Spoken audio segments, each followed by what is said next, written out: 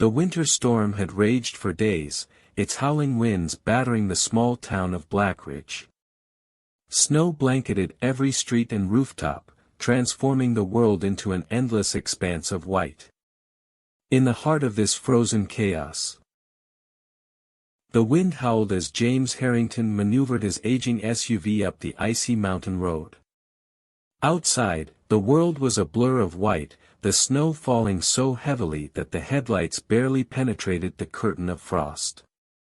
Each turn of the tires felt like a gamble, the treacherous path threatening to send the vehicle sliding into the abyss below. Yet, James pressed on, his knuckles whitening as he gripped the steering wheel. His breath fogged the cabin in short, sharp bursts, and the heater sputtered against the biting cold, offering little warmth. He glanced at the dashboard clock, 8:13 p.m. The storm had grown fiercer since he left the city, each mile adding layers of frost to the windshield and unease to his thoughts. This wasn't just another job, it was his chance to prove himself. His supervisor's words echoed in his mind. "You pull this off, James, and I'll make sure social services knows you're a reliable provider."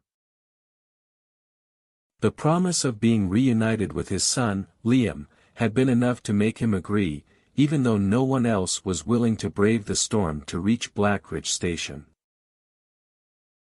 Finally, the SUV's tires crunched onto the gravel clearing in front of the weather station. The building loomed like a monolith against the blizzard, its stark, angular design a relic of mid-century functionality. The main tower rose above, its beacon light flashing intermittently through the storm. James killed the engine and sat for a moment, the silence inside the cabin contrasting sharply with the storm's roar. Steeling himself, he grabbed his gear, a thermos of coffee, a flashlight, and a file folder containing the storm monitoring checklist, and stepped out into the freezing night.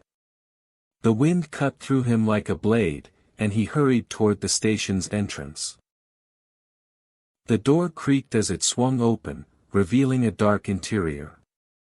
The air was stale, thick with the smell of mildew and dust, as though the building had been sealed off for years. The silence inside was heavy, oppressive, broken only by the faint groaning of the storm outside. James flipped a nearby switch, and dim fluorescent lights flickered to life, casting jagged shadows across the empty hallway. His boots echoed against the concrete floor as he made his way to the control room.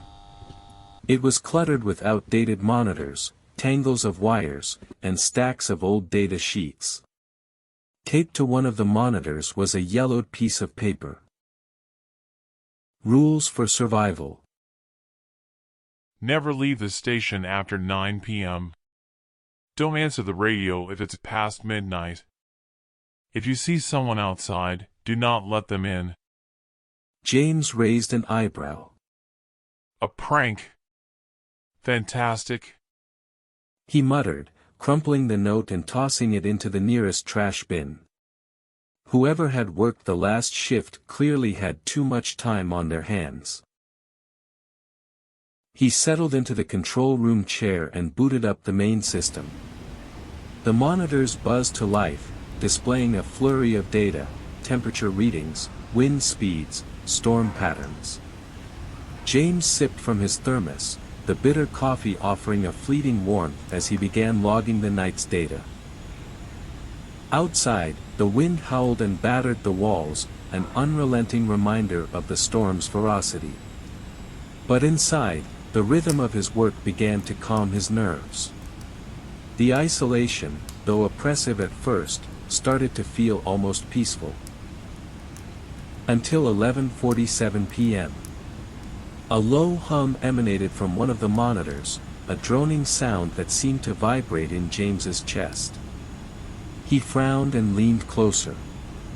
The screen, at first filled with static, flickered to reveal an image, the station's exterior, the camera lens partially obscured by frost. Something moved. A shadow, humanoid but distorted, passed across the frame, lingering at the edge of the view before vanishing into the storm. James leaned back, his heart pounding. He told himself it was a trick of the snow and wind, an illusion caused by poor visibility. But the unease stayed with him. The radio crackled to life, breaking the silence with a burst of static followed by faint whispers. James froze, staring at the device. He hadn't touched the radio all night, and there was no scheduled communication. Slowly, he reached for the volume knob but hesitated as the whispers grew louder, resolving into fragmented words. Door open, alone.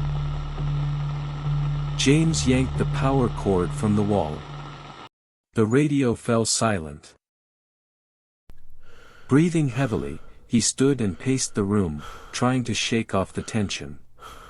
It's just the isolation, he told himself. But the air felt heavier now, colder. He glanced at the crumpled note in the trash bin. Against his better judgment, he retrieved it. Rules for survival. A sudden knock echoed through the building, sharp, deliberate. James's head snapped toward the sound.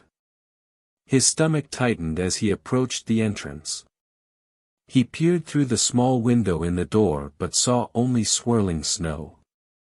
No tracks. No figure. Nothing. The knock came again, louder this time. His breath hitched. He stepped back, the note's third rule reverberating in his mind. Do not let them in. The knocking stopped, leaving a suffocating silence in its wake. James stood there, his pulse hammering in his ears, before retreating to the control room. But the safety he'd felt earlier was gone, replaced by the unsettling certainty that he was no longer alone. After a few hours James sat in the control room, the crumpled note resting on the desk beside his thermos. The knock had shaken him, though he refused to admit it to himself. Outside, the storm raged on, the wind screaming against the station's walls. He glanced at the monitors again, scanning the camera feeds. Snow and darkness dominated every screen, but his eyes lingered on the exterior view. No shadow this time. No movement. Just the swirling chaos of the blizzard. He shook his head and leaned back in the chair, rubbing his temples. You're imagining things. He muttered. Isolation's getting to you. The radio, still unplugged, crackled faintly. James froze. The sound shouldn't have been possible. He stared at the device, its cord hanging limply from the wall socket. The static grew louder, interspersed with faint words. Let me in. His breath caught, and he backed away from the desk.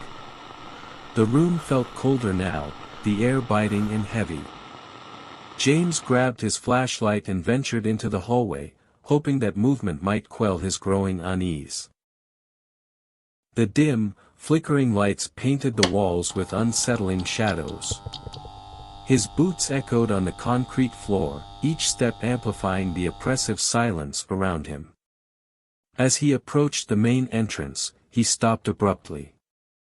The door's small window was fogged, but something moved on the other side. A faint silhouette stood motionless, its shape barely discernible through the frost. James's throat tightened. He swallowed hard, his hand instinctively tightening around the flashlight. Who's there? He called, his voice trembling despite his attempt to sound firm. No response. The figure shifted slightly, its blurred outline giving the impression of a person leaning closer to the glass. James stepped back, his mind racing. Rule 3 from the note flashed in his mind.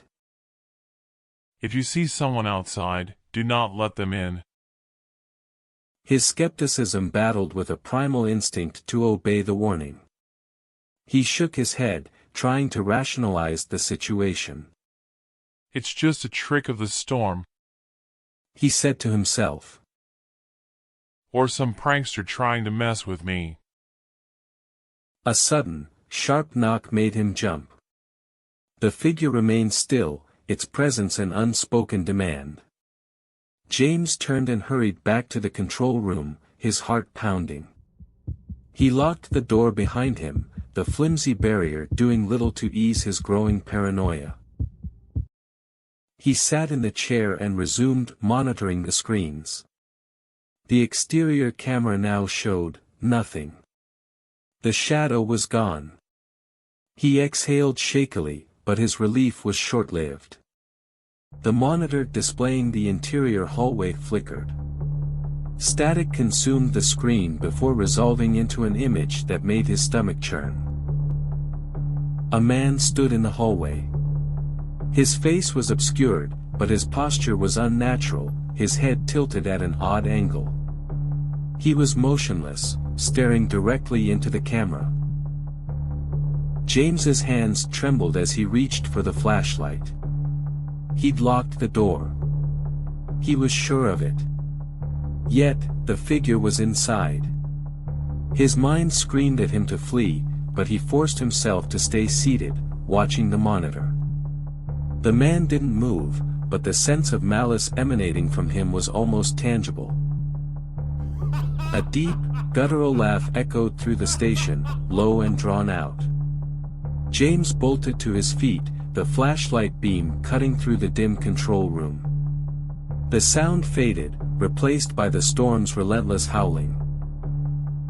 The lights flickered and went out, plunging the station into darkness. James cursed and fumbled for his backup flashlight, his breath coming in ragged gasps. The beam illuminated the room in harsh, narrow arcs as he spun around, searching for something.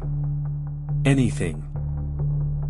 A voice, barely above a whisper, echoed behind him. You shouldn't have come. He turned sharply, the flashlight illuminating an empty corner. The air felt alive, heavy with an unseen presence. He backed toward the desk, his hand brushing against the thermos. The warmth of the metal was a jarring contrast to the icy air that now filled the room. Then he saw it. The figure stood in the doorway of the control room, its head still tilted unnaturally, its empty eyes reflecting the beam of the flashlight. It stepped forward, each movement jerky and unnatural, as though it were a puppet being dragged by invisible strings. James screamed, swinging the flashlight wildly. The beam cut through the air, but the figure didn't waver. It advanced slowly, deliberately, until it stood mere feet away. The stench of decay filled the room, and James's vision blurred as his senses were overwhelmed. The last thing he saw before the darkness consumed him was the figure's hand reaching for his throat. Days later, when the storm finally subsided, a rescue team was dispatched to Blackridge Station. The station's doors were locked from the inside, and the windows were frosted over, obscuring any view. When the team broke in, they found the control room in disarray, monitors shattered, papers scattered, and a thick layer of frost coating every surface. James Harrington's body was found slumped in the corner, his face frozen in an expression of sheer terror. The official report attributed his death to hypothermia, but the rescuers whispered among themselves about the strange marks on his neck, as though a hand had gripped him tightly. One of the team members discovered a crumpled note among the debris. The rules were barely legible beneath the smudges of frost and ink. Never leave the station after 9 p.m.